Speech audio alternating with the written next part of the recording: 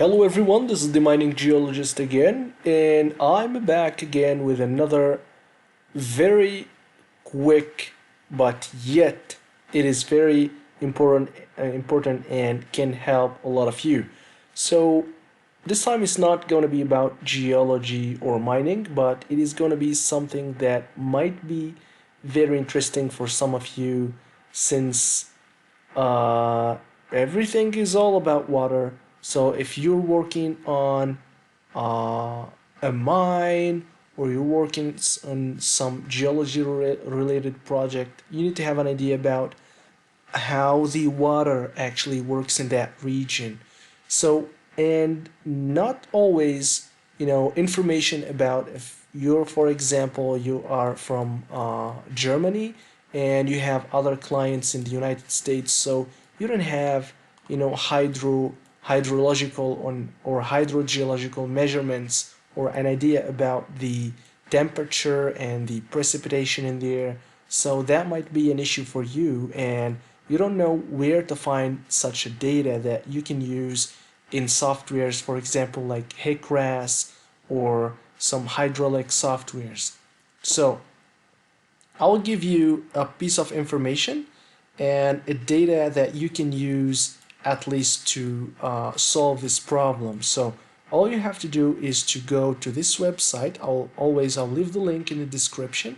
So you can see that we have data from 2019 and we have from 2013. So make sure to download the latest version, the TML file. Also, there will be a new version of 21 soon will be available. So for the moment, while I'm recording this video, only the version of 2019 is available. Let's go and download this one and let me show you how it looks like. If I click on that, you'll notice that the globe is subdivided into different, squares. Okay, so let's go, for example, let's go to, like, for example, Paris in here.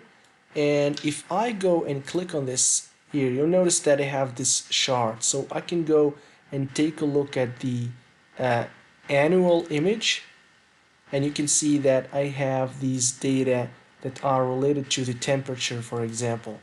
If I go and take a look at the seasonal, for example, you can see all the temperature, all of these different information that are useful to, I'm sure that they are very useful to some of you.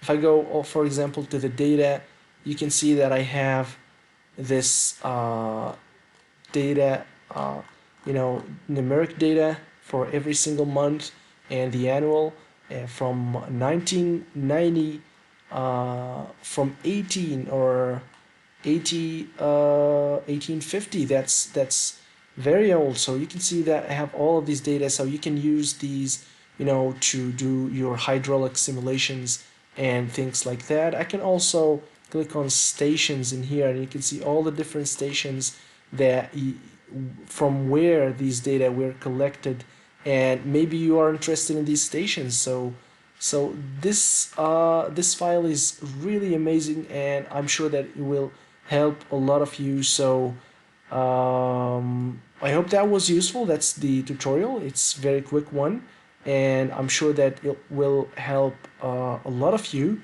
So please make sure to like this video and subscribe if you're not a subscriber, and let us know in the comments below if you have any questions or you want to see something in the upcoming videos.